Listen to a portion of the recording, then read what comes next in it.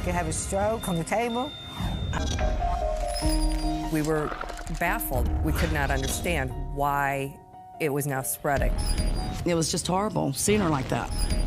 More and more, I had pain, excruciating heat and excruciating cold. I just felt like I was going to lose her. Next, two medical mysteries that defied the experts. Daisy Hill is living a seemingly ordinary life until it's turned completely upside down by a bizarre lump on her neck that just won't stop growing. David was holding me on his knees, crying, pleading with me to go to the doctor. Then, on a seemingly ordinary day, Mark Chernick wakes up to find that his feet don't look anything like they should. Little does he realize his life is about to be turned completely upside down. I'd never seen anything like it before. It was all the way up to his ankles. It looked like his feet were dead.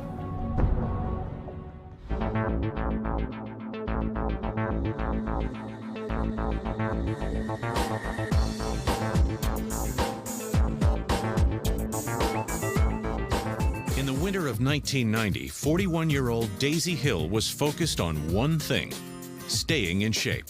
I did biathlons. I did races every weekend. I was very athletic. I mean, you should have seen. Huh? She had some kind of body. And when she hears about a local bodybuilding competition near her hometown, Houston, Texas, her training goes into high gear. Daisy is a go-getter. When she puts her mind to something, she's going to do it. She's just that kind of a woman. Then one morning, as she's checking out her appearance in the mirror, Daisy notices something very strange on the right side of her neck. I had about 2 months before the contest, and I felt kind of felt like a soft pea in my neck and my jaw. At first, she doesn't give it much thought. But shortly after the competition is over, the pea-sized lump begins to disturb her. After a couple of months went by, I began to get a little bit of shooting pains in my jaw, and thought I needed to maybe get it checked out. She meets with her doctor, who gives her a thorough head-to-toe exam. And 45 minutes later, he's confident that it's nothing to lose any sleep over. He said he thought it was just a swollen lymph node and that maybe I shouldn't worry about it. And he decided to try a round of antibiotics. Over the next few weeks, Daisy diligently takes the medication. But the lump still seems to be getting bigger. She soon begins to wonder if it's something far more serious than a swollen lymph node. Her next appointment is with an ear, nose, and throat specialist. He put a scope down my throat and kind of looked around, and he, said he thought I had some sort of maybe a mass or something, and that he suggested I see an oncologist. At that point, I became frantic.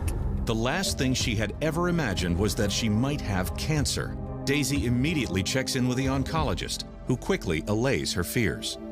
He felt sure by just feeling of it that it wasn't cancer, but that there was possibly some sort of a mass or something that probably needed to come out. He tells her that she has a benign tumor on her parotid gland, the largest of the salivary glands in the face. And the standard treatment is surgical removal of the gland. Well, I was getting pretty scared and confused because it just really wasn't something I wanted to do. I was alarmed, but I can't alarm Daisy because Daisy is terrified of doctors. And she has good reason to be anxious. In 1972, her son Ronnie was born with disabilities that Daisy to this day attributes to second-rate medical care she received during her pregnancy. It just left a bad scar in her mind and in her heart to try and believe in other people that were doctors and that were supposed to help people. But despite her past experience, Daisy decides to give this new doctor the benefit of the doubt. He walks her through the very standard procedure and assures her that surgery is the only way to guarantee that the tumor won't spread.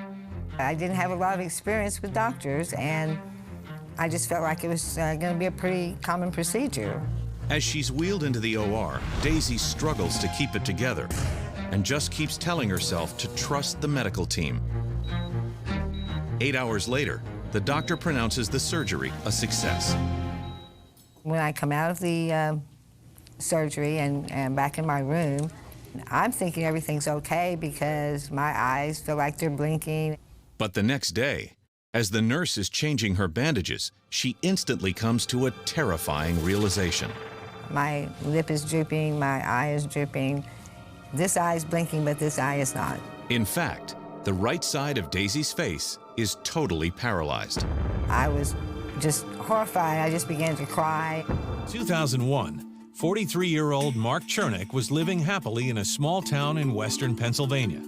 At the center of his life was his family, his wife Sheila and their children, 10-year-old Keith and 1-year-old Sarah. I was a very happy, active person, and I loved my family very much. There's nothing better than a home-cooked meal and being with my kids and going to church on Sunday. We would have dinner at night and take a walk around our neighborhood at night. We used to take the kids camping. He was very, very active. He loved to ride his motorcycle. He was very, very big on the outdoors, and he was outdoors a lot. While Sheila stays home with the children, Mark spends much of his time behind the wheel as a truck driver for a food delivery service. I was driving close to 2,000 miles a week. Mark often has to drive long hours and keeps himself alert by smoking, a habit he's enjoyed for most of his life. If I was driving into New York City, for instance, with a tractor-trailer, I might smoke more than a pack. Then, one day in the summer of 2001, Mark steps out of his truck and notices a strange feeling in the ball of his left foot. I had this pressure there like I was actually standing on a ball or perfectly round rock. I pulled off my shoe and checked. I found nothing in my shoe. I looked in my socks. There was nothing there. I thought it was weird, and I didn't think too much more of it. But the bizarre sensation doesn't go away. Every day it seemed like it was getting worse.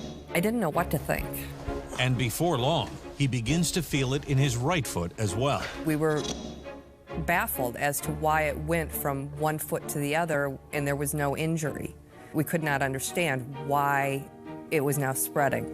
Then, for no apparent reason, the strange feeling in his feet disappears, and both Mark and Sheila breathe a big sigh of relief.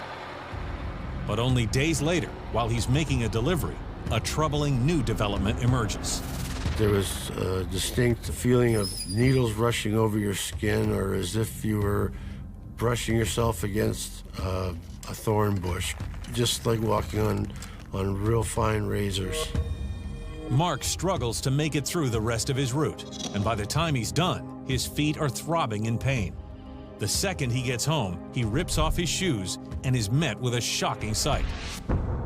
My feet looked like they had deep red and white blotches. It was covering my feet over the toes and down the back sides of my heels. I was flabbergasted. I really didn't know what to think. A few days later, Mark checks in with the family doctor, who carefully examines both of his feet. My doctor pushed on my feet with her hand and noticed that when she pressed down, the color would turn white, and as she let go, it would turn red. It doesn't take long for the doctor to develop a theory. She suspects that Mark is suffering from a nerve disorder that could be the result of diabetes, a condition that can cause both foot pain and discoloration. I was in shock when they said it could be diabetes. We'd never dealt with anything like that in the family before. To confirm the diagnosis, the doctor sends Mark's blood out for testing, and the Chernicks head home to wait for the results. We were very anxious to find out if that was what it was. We sat waiting for the phone call. One long week later, the doctor's office calls with the lab report. When the test came back that I was negative for diabetes and I still had the problem with my feet, I didn't understand what then could it be causing the problem. Frustrated, Mark does his best to grin and bear it. But over the next few weeks, the pain gradually intensifies. Mark would say that it felt like he just put his foot in a light socket. You could see the pain in his face. His whole face would just contort. His body would tense and his legs would shake, and you could tell there was something happening. I persevered with my job, and I continued to feel the pain. Then, Just as he's beginning to wonder how much more he can take, Mark begins to experience a bizarre new symptom in his feet. And they would just go from extremely cold to extremely hot and never stop in the middle. I would be laying down with my feet outside the covers, and all of a sudden they would turn cold, and I would put them under the covers, and they'd all of a sudden turn to fire. You could touch it, and you could feel the temperature change. It was a dramatic change. But just a few days after the onset of the temperature fluctuations, Mark wakes up to a sight that sends him reeling. I looked down and realized that my toes were blue. I was astonished. It felt like rivers of cold water running through my feet. I was scared. I was very scared of what was happening to my feet. Almost as soon as an oncologist discovered a benign tumor on Daisy Hill's salivary gland, it was removed. Now, just a day after the surgery, her entire face is paralyzed. I was panic-stricken. Daisy looks like a stroke victim. She couldn't talk. It was just horrible seeing her like that. That's pretty frightening. You've got to be just terrified. As soon as he hears about Daisy's complications, the surgeon races down to her room.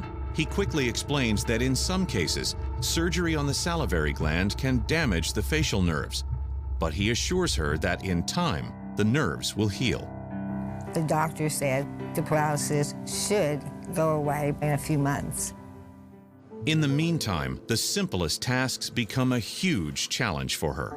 Eating was very difficult. I could put food on one side and it came right back out this side. But Daisy is determined to fight the paralysis head-on and works hard to regain control of both her speech and ability to swallow. I constantly was working in the mirror to try to get facial expression. Just had to wait and hope that it would wear off and I would get it all back again. It's a slow road to recovery, but nearly 6 months after the surgery, Daisy is finally feeling like her old self. Until one day, as she's grabbing a quick bite on the road, something truly bizarre happens. All of a sudden, this liquid started pouring out of my face, my hairline, along the jaw, and began to wet my hair. And I just was terrified. I had what is this? Daisy hightails it to the surgeon's office, but nothing could have prepared her for his diagnosis. They explained to me that this was Fry syndrome, something that occasionally happens when they take out the parotid gland. When the surgeon removed the tumor on her salivary gland, not only were her facial nerves temporarily damaged, they were also rewired. In other words, the nerves that control the sweat glands and the salivary glands switched course. Now, instead of salivating when she's hungry or eating, she will begin to sweat profusely. It changed my life as far as any social gatherings or going to eat at other people's homes. She always had to have a napkin because it would soak her hair. I mean, it would literally pour out of her neck. It wasn't anything that was going to go away. I was going to have to live with it. And just when she thinks it can't get any worse, Daisy notices something even more alarming. I started feeling like I still had this lump in my neck. Whatever was in her throat was still there. Despite all that she's been through, Daisy forces herself to go back to the surgeon. He reassured me that there was nothing there, that he had removed the parotid gland, and there was no lump, nothing for me to worry about. She does her best to accept the doctor's diagnosis. But as the weeks go by, she can't shake the feeling that the lump is still there. Daisy returns to see him 7 more times over the next 18 months. Well, he just kept saying there's nothing there, and that I just needed to understand there was nothing there and everything was okay. She kept going back, and it was like she was being a pain in the rear end to them. They felt they got it to go away. And so I left there completely confused and having absolutely no faith in doctors at that point. At the end of her rope, Daisy finally swears off conventional medicine altogether. I have whatever this is in my neck. I have Fry syndrome. My jaw is leaking. My face has been paralyzed. If it's not gone and I've gone through all this, what else would I have to go through? So maybe I could just live with this. She had it in her mind that there was no doctor that really could help her. Weeks turn into months, months turn into years, and nothing much changes except for the growth in Daisy's neck. To the shock of her friends and family, the once pea-sized lump slowly swells to the size of a grapefruit. It was growing, but slowly. And so I thought I had control of whatever this was. And I just began to almost go into a denial mode, I think. I knew she needed a specialist to look at it and to at least give her an idea or a choice rather than just not knowing anything. But still terrified from her ordeal, Daisy prefers to manage the strange growth in her own way. My hair was always a little bit long, but I began to grow it really long, and I would comb it over and cover it so that people wouldn't notice it because I didn't want to focus on it. People didn't even know it was there, and it was huge. She was making it not exist to other people. It always existed to Daisy. Every morning when she looked in the mirror. Daisy soon adopts a highly unorthodox approach to coping with the growth. I decided that maybe if I named the tumor, I could embrace it and maybe it could become part of the family. So I decided to name it Big Bertha. That's kind of strange, but that's what I did. Daisy does her best to pretend everything is okay. But she still refuses to go to the doctor. She can't bear the thought of another medical professional just blowing her off. I don't think a lot of people can understand the fear that she had, but I did. And I stood by her, and I watched it grow and grow and grow. As Big Bertha seems to be taking on a life of her own, Daisy starts to notice that her neck is far more sensitive than it has ever been. Then, one night as she and David are making dinner, a box of aluminum foil falls from the pantry shelf. The box happened to hit me right on the tumor, and I just fell to my knees. I've never had pain like that. It was unbearable. Of course, I was just trying to comfort her in any way that I could, but whatever I did just didn't take the pain away at all. David was holding me on his knees, crying, and asking me, please, please, pleading with me to go to the doctor. I just felt like I was going to lose her. For the last 5 weeks, Mark Chernick has been experiencing a bizarre constellation of symptoms in his feet, including intense pain and the sensation that they're either freezing or burning. And just when he thinks it can't get any worse, a terrifying new symptom emerges. His toes were visibly blue. I couldn't figure out what was going on with it. It was incredibly bizarre to me because I always took very good care of my feet. Mark immediately makes an appointment with a local podiatrist, but he too is shocked by the appearance of his feet. They were baffled. They didn't know what the blue was. Hoping to at least alleviate the pain, the podiatrist gives Mark a steroid injection. There was the hope that maybe this is the thing that's going to make it better. Maybe this is our cure. With new optimism, Mark returns to work the next day. But as he's driving his truck down a busy highway, he has what can only be described as a near-death experience. I got an electrical shock that just flew through my right foot, and I almost hit the gas and ran into the car in front of me. I had to stop and pull myself together and pull my feet off those pedals. I was scared to death to have him out there driving. When you're driving those big semi-trucks with the loads in the back, that's a lot of weight going at 70 miles an hour, and people could be killed. He could be killed. Reluctantly, Mark concedes that he's endangering himself and everyone else on the road. On a cold day in November of 2001, only 2 months from the onset of his first symptom, Mark makes one of the most painful decisions of his life. It was very difficult for me to leave my job. I was very upset. It was devastating for Mark to not be able to work anymore. I was in the eye of the storm. I couldn't do anything but sit there and watch it. Just kept falling apart around me. Mark signs up for unemployment, which is just enough to keep the family afloat. Meanwhile, Sheila registers for nursing school. Someone had to take care of our family. My husband was in too much pain. It felt much worse when the weather turned colder, and it felt as if the pain was unbearable. I had no relief anymore. It was 24 hours and 7 days a week. It affected my walking to the point where I was dragging my feet. Desperate for an explanation, Mark visits doctor after doctor, but to no avail. No one seemed to be able to help Mark. He had MRIs, he had CAT scans. Doctors didn't have a clue as to what it was. They didn't always see the color changes. By the time we could get an appointment, his feet looked perfectly normal.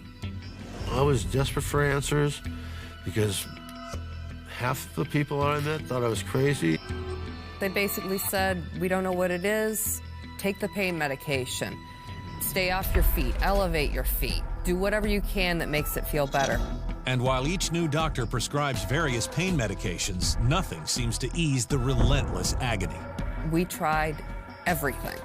Anything you can imagine as far as pain relief or pain diversion. He would try to massage his feet to make him feel a little bit better. He would get up and move around. He would try soaking him in water. He would try putting him on ice. Anything he could do to trick his mind so then he didn't feel the burning pain. No matter what I did, I never had relief. More and more, I had pain. Excruciating heat and excruciating cold. He wanted to curl up in a ball and die. He didn't want to even talk to me anymore. He would sleep for 18 hours a day. He didn't want to face the world. He wanted to play with the kids, but he couldn't because he was in pain. It was like a never-ending battle for him. Then, one Saturday night in January 2003, the situation comes to a head. Mark's pain is worse than ever, and when he looks down, he can see it's not only his toes that are blue. I looked down and I saw that my feet had turned blue. I said, Sheila, look at this. And my wife looked at that and said, oh my God. I'd never seen anything like it before. His feet were a blue-gray all over. It wasn't just his toes, it was all the way up to his ankles. I was absolutely astounded, and I told Sheila, just take him to the emergency room. There's got to be something seriously wrong. It looked gruesome. It looked like his feet were dead. Petrified of doctors, Daisy Hill has refused to deal with a disfiguring tumor that has been growing in her neck for more than 15 years. But now, it's causing her so much pain that she can't ignore it any longer. She was terrified of anybody touching her neck or even that side of her face. When someone would go to hug me, I would find myself turning my head to keep anyone from hitting it. This tumor is now taking over my life. After nearly a decade and a half without so much as a checkup, she finally makes an appointment with a facial, plastic, and reconstructive surgeon, Dr. Eugene Alford. I was sitting there waiting for him to come in, and I was panic-stricken. I just couldn't believe I was in a doctor's office. I couldn't believe that somebody was going to look at this. And he was so sweet, and he at first looked at me and was surprised about where's the tumor. She pulled her hair back and revealed this very large mass in her neck that went from just below her ear and the side of her jaw all the way down to her collarbones. It was enormous, to say the least, much bigger than a softball when I saw her the first time. It's very uncommon to see someone with a tumor this large. You're immediately struck by how could someone live with this? Dr. Alford begins giving his anxious patient an extremely thorough exam, and almost immediately he quells Daisy's greatest fear. The growth is not cancerous. I knew that, number one, the tumor was benign because it had been there for more than 10 years, and she was still alive. But now he has to figure out just what's causing this growth in the first place. Dr. Alford orders an MRI so he can get a clearer sense of exactly how big it is and pinpoint its location inside her neck. I told her I didn't know if we could take it out or not. It may be something she would choose to live with. 2 hours later, the MRI results are in, and the news is not good. This is a tumor which is occurring in the deep space of the neck called the parapharyngeal space. This is a challenging space for doctors to examine, as all of the major blood vessels and nerves in the neck run through it. To make matters worse, it's clear to Dr. Alford that Daisy's tumor has grown around her carotid artery. That's the main artery that supplies blood to the brain. We knew that the tumor's center had derived from the junction of the internal and external carotid arteries, that this was a highly vascular tumor, and so it gave us a diagnosis. She had a benign paraganglioma. Paragangliomas are rare tumors that only grow near the adrenal glands in the abdomen and certain blood vessels or nerves in the head and neck. They're derived from very specialized nerve cells called paraganglia that monitor and help control blood pressure and breathing. It's unknown why these cells suddenly mutate and grow abnormally, but in Daisy's case, the mystery is even more profound. Paragangliomas in and of themselves are very rare. Most of the ones we see are the size of a pecan, a walnut, maybe a big one the size of a baseball. Never seen one bigger than a softball, and that was extremely unique. I'm sure it's one in a lifetime. But actually, Dr. Alford considers her lucky to have so few problems with a growth of this size. One of the key things about paragangliomas is they grow slowly. And when changes occur slowly over time, the body can accommodate to them. That's why Daisy didn't have more difficulty swallowing and breathing. Her body simply learned to live with the huge growth. With a diagnosis in hand, Dr. Alford begins considering the next step. He can surgically remove the enormous tumor, but the operation is highly complex and decidedly risky. This was going to be a very difficult surgery in that we were going to have to resect the internal and external carotid arteries. We had to find out if, number one, by removing this tumor, would she bleed to death, or would she have a stroke and not survive the surgical procedure itself? I'm just trying to soak it all in, and I'm terrified. I can't even believe this is happening to me. I could have a stroke now, I could have a stroke on the table, I could bleed to death. This is a serious surgery. As Daisy's world begins to spiral out of control, Dr. Alford drops another bombshell. In order to get to the tumor, he will need to sever the nerves that control her speech and swallowing. Even if she survives the surgery, Daisy will have to go through an intense rehabilitation. Well, I think all of a sudden I became kind of numb. I was terrified. I cried and cried and cried. But Dr. Alford makes it clear that he doesn't think Daisy has any choice but to go through with the dangerous surgery. If she doesn't have it removed, it will most certainly kill her. They just get so big that they outgrow their own blood supply, and they die from the inside out. And when they die like that, it causes the blood vessels to rupture and patients bleed to death. It is a very unpleasant way in which to leave this earth. But before Daisy makes a decision on another surgery, she has one critical question. Why wasn't this caught so many years earlier, when her parotid gland was erroneously removed? I think it's just a lack of understanding of anatomy, perhaps taking the easiest answer. When you have a hammer, everything looks like a nail.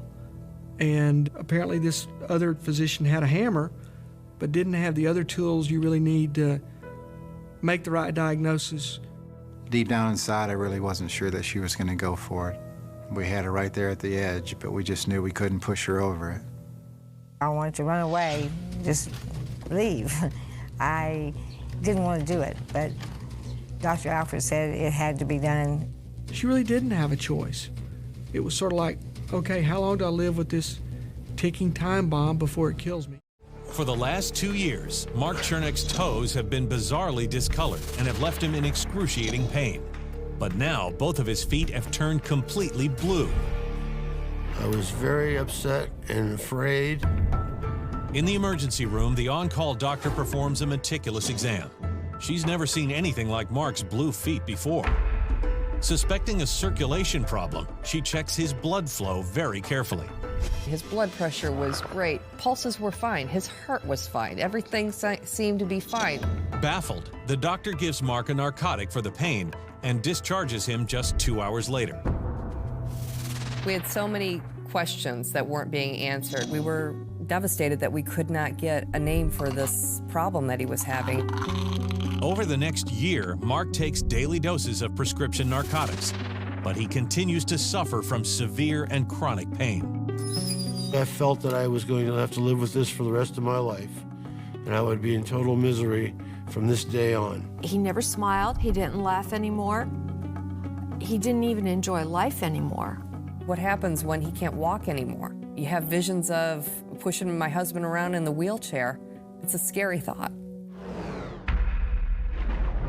Meanwhile, Sheila finishes nursing school in 2004 and gets a job at a local hospital. In her free time, she begins searching for some clue as to what could be causing Mark's strange condition. I did what I felt I needed to do to try to help my best friend and my husband. I started looking for answers.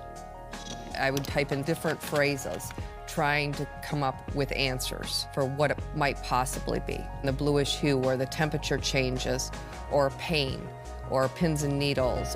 Based on her research, and despite the fact that the doctors have ruled it out, Sheila thinks she knows the type of disease Mark has.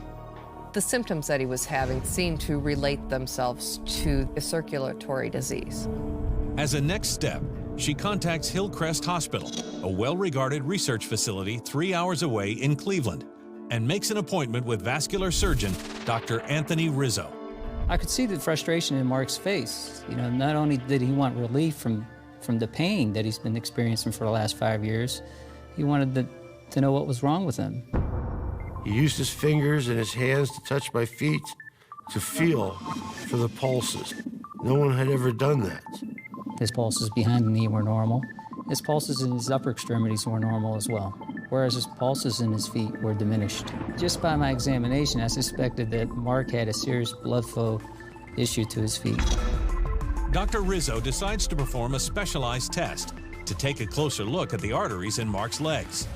The test that I use is called PVRs, pulse volume recordings, and these pulse waves measure the circulation at different levels in his lower extremities. They were normal all the way up to the ankle. However, beyond the ankle, they were flatlined. But before he can make an official diagnosis, Dr. Rizzo has Mark walk him through his entire medical history. He went through the history that we'd gone through so many times. He'd ask him about smoking, ask him about his work, he'd ask him about exposures, anything that might be a contributing factor. Based on my physical findings and the fact that he was a heavy smoker, I knew he had Buerger's disease. Buerger's disease is a rare disorder of the arteries and veins in the legs and arms. It's associated with heavy nicotine use, which can cause narrowing of the blood vessel walls, thereby constricting blood flow. As a result, not enough oxygen and nutrients reach the body's extremities, causing patients' circulation to be compromised. It's an autoimmune process that is stimulated by smoking. Something in the nicotine or the smoke stimulates this inflammatory process. Buerger's disease does not occur among non-smokers. Finally, I had an answer, and I knew I had to quit smoking. Mark's symptoms were related to compromised blood flow to his feet, resulting in pain, severe pain at times. Mark had feet spasms because the muscles were not getting enough oxygen and nutrients. These spasms can be compared to a runner developing cramps because of lack of blood supply to that muscle tissue. The shortage of blood and oxygen also caused his feet to feel hot and turn red. Mark was experiencing burning in his feet because of the lack of blood supply to the nerve endings, particularly the sensory nerve endings. You get a red foot because it's the body's way of compensating for the lack of blood supply. And the shift from hot red feet to ice-cold blue feet was a direct result of the disease as well. When the artery constricts, the flow is almost completely occluded to that extremity and hence lead to coldness. The lack of oxygen in the blood can cause feet to turn blue. After struggling with a crippling condition for more than 4 years, Mark and his family are relieved to finally have a diagnosis. But they can't help but wonder why it took so long to get one. Buerger's disease is a very rare disease. In the last 10 years, I've only seen 3 cases. Mark was relatively young. Most physicians don't think that this individual should have circulation problems. But the harsh reality is undeniable. If Mark had not been properly diagnosed when he was, his future would have been grim. Mark's symptoms are like having a tourniquet around your leg below your knee. And ultimately, if you keep the tourniquet on long enough, the tissue starts to die. With enough tissue damage, it can lead to an amputation. The first thing Mark must do to avoid any more damage is to stop smoking. If Mark continues to smoke, he'll have close to 60% chance of an amputation. If Mark stops smoking, the likelihood of him having an amputation is low, less than 6%. Although it's been a lifelong comfort, with his life and legs on the line, Mark gives up his nicotine habit for good. If it wasn't for Dr. Rizzo, I'd probably still be smoking cigarettes today, and maybe with an amputation, that would be terrible. It was very difficult for Mark to quit smoking, but I'm very proud that he did. Although there's no way to restore the function that Mark's already lost in his feet, there are things he can do to improve his condition. I also recommended that Mark exercise as much as possible. Exercise itself induces the formation of new blood vessels. It's very difficult for one to function with this pain, and hence, narcotics is an essential part in treating these patients. For almost 16 years, Daisy Hill watched a seemingly benign tumor grow on the side of her neck. But nothing could have prepared her for the situation she's in now. Her doctor has just told her that her life is literally on the line. If she lets the softball-sized tumor be, it could rupture and she could bleed to death. If she has it removed, Daisy may not survive the extremely dangerous surgery. I knew that my loved ones wanted me here, and I knew I would die if I didn't have the surgery. You know, it took a lot of bravery on her part to make that difficult decision, because there wasn't an obvious, easy, good choice. On the morning of her surgery, Daisy bravely says goodbye to those who love her most. I wasn't really sure if I would come out in one piece or be a vegetable or even make it out at all. As she's wheeled in for the 8-hour surgery, David and Melanie struggle to keep it together. When she went in, I didn't think she was going to come back out. I really didn't. As the hours go by, they anxiously wait for some news from Dr. Alford. We went into the procedure with a fair amount of trepidation. Oftentimes when tumors have been there for so long, they're really stuck to surrounding tissues and grown into things and really invasive.